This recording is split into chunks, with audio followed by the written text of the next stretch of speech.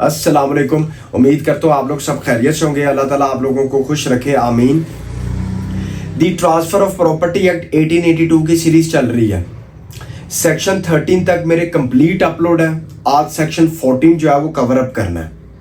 मैं हर वीडियो के अंदर एक चीज़ कहता हूँ कि मैं जो कुछ भी बताऊँ आपने उसको लाजमी नोट डाउन कर लेना, लिख लेना है, ताकि वो चीज़ इन फ्यूचर आप लोगों के काम आए।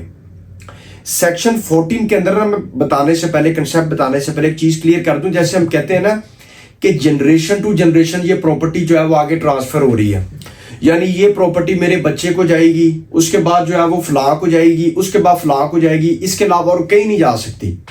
हम राइट ऑफ एलिनेशन के ऊपर जो है वो एक पाबंदी लगा रहे होते हैं। इसको एक ईजी वे में बता देता हूँ। जैसे मैंने कह दिया कि मेरे मरने के बाद प्रॉपर्टी ए को जाएगी, ए के बाद बी को जाएगी, बी के बाद सी को, इसके अलावा किसी को नहीं जा सकती। तो मैं ये बार कर रहा हूँ, बैन लगा रहा हूँ प्रॉपर्टी पे कि और किसी की तरफ ना जाए, सिर्फ इन बंदों के अंदर ही प्रॉपर्टी ट्रांसफर होती रहे। तो उसके खिलाफ जो है वो ये रूल आया है। ये सेक्शन 14 के अंदर हमने कवर अप करना, मैं बताऊंगा आपको और क्लियर समझ आ जाएगी। सेक्शन 14 की तरफ चले जाएं। सेक्शन 14 ये कहता है कि रूल अगेंस्ट परपीचुअटी, रूल अगेंस्ट परपीचुअटी, इसमें लिखे सबसे पहले परपीचुअटी किसको कहते हैं। परपीचुअटी का मतलब होता है परमानेंट, मुस्तकिल, पक्का। इसके आगे और मीनिंग इसका लिखे, for indefinite period, for ever, time without any limitation. ठीक हो गया। मीन्स वो चीज जो हमेशा से चलती आ रही है, उसके लिए कोई टाइम पीरियड फिक्स नहीं है, कोई लिमिटेशन नहीं है, नस्ल दर नस्ल चलती आ रही है, इसको कहते हैं परपीचुअटी। उसके बाद नीचे लिखें एक और इसकी डेफिनेशन लिखें। अब ये मीनिंग था, इसका मतलब ये है। अब इसकी डेफिनेशन की तरफ चले जाएं। डेफिनेशन की हेडिंग बना लें। Definition of perpetuity, when a property becomes non transferable in future for an indefinite time period, then it is called transfer of property in perpetuity। इसको एक एग्जाम्पल के थ्रू समझें। फॉर एग्जाम्पल, ए ने property B को transfer की और साथ condition लगा दी कि बी की डेथ के बाद वो प्रॉपर्टी सी को ट्रांसफर होगी, और अगर सी मर जाता है तो डी को ट्रांसफर होगी, और ऐसे ऑनवर्ड्स आगे प्रॉपर्टी चलती जाएगी, ऐसे चलता रहेगा। तो ए एक सक्सेसिव इंटरेस्ट क्रिएट कर देता है, मींस बी के राइट ऑफ एलिनेशन को रोक देता है, छीन लिया गया उससे ये राइट कि वो और किसी को ट्रांसफर नहीं करेगा बल्कि सी को करेगा, देन सी जो है वो आगे डी को करेगा, आगे व्हाटसोएवर। इसको कहते हैं ट्रांसफर ऑफ प्रॉपर्टी इन परपीचुअटी। यानी कि एक बंदा है, ठीक है, वो मर जाता, कहता है फलां को करनी है, फलां के बाद फलां को कर देना, फलां को कर देना, फलां को कर देना, कि भाई इसको कहते हैं परपीचुअटी, कि इसके अंदर ही जानी है प्रॉपर्टी और कहीं नहीं जा सकती। ठीक हो गया। यहां तक वो कह रहा है, इसकी डेफिनेशन है।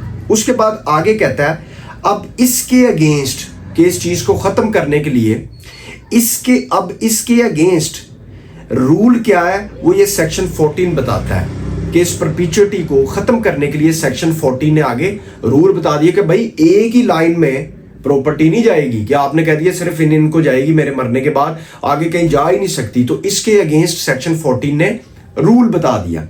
रूल क्या कहता है, मीन्स ये सेक्शन कहता है कि जो ट्रांसफरर है वो एक ही, मीन्स सेम ट्रांजैक्शन के ऊपर उसके अंदर प्रॉपर्टी ट्रांसफर नहीं कर सकता। फॉर एग्जाम्पल, ए ने कहा कि मेरे मरने के बाद ये प्रॉपर्टी मेरे बेटे को जाएगी, देन उसके बाद उसके बच्चों को, देन उसके बाद उसके बच्चों को, मींस जनरेशन टू जनरेशन ये प्रॉपर्टी एक ही सेम ट्रांजैक्शन में फॉल करेगी और कहीं बाहर नहीं जाएगी। तो ये रूल कहता है कि ट्रांसफरर ऐसी कोई भी ट्रांसफर नहीं कर सकता, प्रॉपर्टी को टाइड अप मींस बांध कर नहीं रख सकता। ये रूल इस परपीचुअटी पे रिस्ट्रिक्शन लगा रहा है कि ऐसे ट्रांसफर नहीं हो सकती। ठीक हो गया।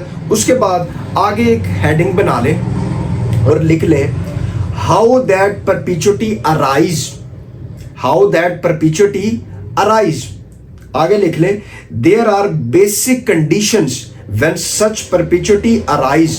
देयर आर टू कंडीशंस, दो कंडीशंस में परपेचुइटी अराइज होती है। पहली कंडीशन लिखें, पहली कंडीशन में कहता है कि by taking power of alienation from the transferee, means A ने बी को प्रॉपर्टी ट्रांसफर की और साथ कंडीशन लगा दी कि बी ये प्रॉपर्टी सिर्फ आगे सी को ट्रांसफर कर सकता है और किसी को नहीं। तो अब बी से मींस ट्रांसफरी से राइट ऑफ एलिनेशन छीन लिया, तो अब परपेचुइटी अराइज होगी। ठीक हो गया। उसके बाद दूसरी कंडीशन, दूसरी कंडीशन में कब अराइज होगी? By creating a successive interest, means कि वही जो पीछे एग्जाम्पल पढ़ी कि प्रॉपर्टी जनरेशन टू जनरेशन ही जाएगी, फैमिली से बाहर नहीं जाएगी। ए ने बी को, देन सी को, देन डी को। तो जहां सक्सेसिव इंटरेस्ट क्रिएट होगा वहां परपेचुइटी अराइज हो जाएगी। तो ये रूल बार लगा रहा है ऐसी परपेचुइटी पर कि ऐसे नहीं ट्रांसफर हो सकती प्रॉपर्टी, मींस प्रॉपर्टी को ऐसे ट्रांसफर नहीं किया जा सकता। उसके बाद आगे हेडिंग बना के लिख लें, पर्पस। किसका पर्पस क्या है? ऑब्जेक्टिव क्या है? पर्पस के आगे लिखे मींस क्या पर्पस है इस रूल अगेंस्ट परपेचुइटी को लाने का, इसका मेन ऑब्जेक्टिव क्या है। अब लिखें इसके नीचे पहला पॉइंट इसका, to prevent the property from tied up.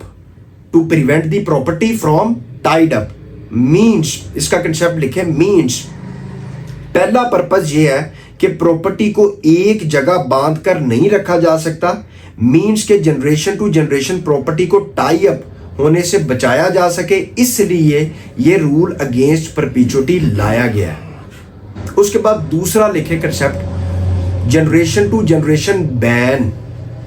Generation to generation ban, इसका कंसेप्ट कहता है मींस इस रूल को जनरेशन टू जनरेशन ट्रांसफर होने पर बैन के लिए लाया गया है, क्योंकि जनरेशन टू जनरेशन क्रिएट करता है लॉस ऑफ सोसाइटी।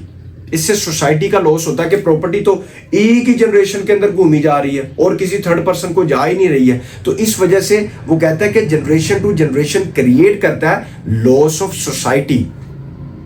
ठीक हो गया। उसके बाद एक्सेप्शंस का लफ्ज लिख लें, एक्सेप्शंस। एक्सेप्शंस के आगे लिखें कि सेक्शन 18 में इसकी एक्सेप्शंस बताई गई हैं transfer of property in perpetuity की, कि अगर ये एक्सेप्शंस होंगी तो फिर प्रॉपर्टी ऐसी ट्रांसफर की जा सकती है कि इसके अंदर ही रहेगी और कहीं नहीं जा सकती। अगर ये एक्सेप्शंस नहीं होंगी तो फिर प्रॉपर्टी के ऊपर ऐसी कोई भी रिस्ट्रिक्शन नहीं लगेगी। प्रॉपर्टी कहीं भी ट्रांसफर कर सकता है बंदा, उसके ऊपर कोई रिस्ट्रिक्शन नहीं लगाएगा। लेकिन अगर ये एक्सेप्शंस आ जाती हैं तो इनको फॉलो करना पड़ेगा। अगर ये एक्सेप्शंस नहीं है तो फिर कोई बार नहीं है, कोई रिस्ट्रिक्शन नहीं है। पहली एक्सेप्शन क्या है? पहली एक्सेप्शन आ जाती है बेनिफिट ऑफ पब्लिक, आगे ब्रैकेट में लिख लें वेलफेयर। इसका कंसेप्ट कहता है जब कोई चीज पब्लिक की वेलफेयर बेनिफिट के लिए दी जा रही है तो इस पर रूल अगेंस्ट परपेचुइटी अप्लाई नहीं होता। फॉर एग्जाम्पल, गवर्नमेंट वो प्रॉपर्टी ले लेती है रोड्स बनाने के लिए, व्हाट्सएवर फ्ला पब्लिक की वेलफेयर के लिए, तो तब ये रूल अप्लाई नहीं होगा। पहली एक्सेप्शन होगी। दूसरी exception for the advancement of religion, इसमें कहता है मींस जब कोई प्रॉपर्टी मस्जिद, चर्च आगे एक्सेट्रा बनाने के लिए ली जा रही है तो तब ये रूल अप्लाई नहीं होगा। उसके बाद तीसरा पॉइंट नॉलेज। नॉलेज से मुराद है मींस नॉलेज, इंफॉर्मेशन के लिए लाइब्रेरी बना दी गई या कोई ऐसी मुतल्लिक कोई चीज बनाई जा रही है तो तब ये रूल अप्लाई नहीं होगा। उसके बाद लास्ट पॉइंट है इसका, ये कहता है फॉर कॉमर्स, हेल्थ, सेफ्टी और any other object beneficial to mankind, अगर इस सेंस में आती है तो ये रूल अप्लाई नहीं होगा। ये था सेक्शन 14 का कंप्लीट कंसेप्ट। बाकी नेक्स्ट वीडियो के अंदर सेक्शन 15 से जो है वो ऑनवर्ड शुरू करेंगे। बाकी दुआओं में याद रखिएगा। Thank you very much. Allah Hafiz.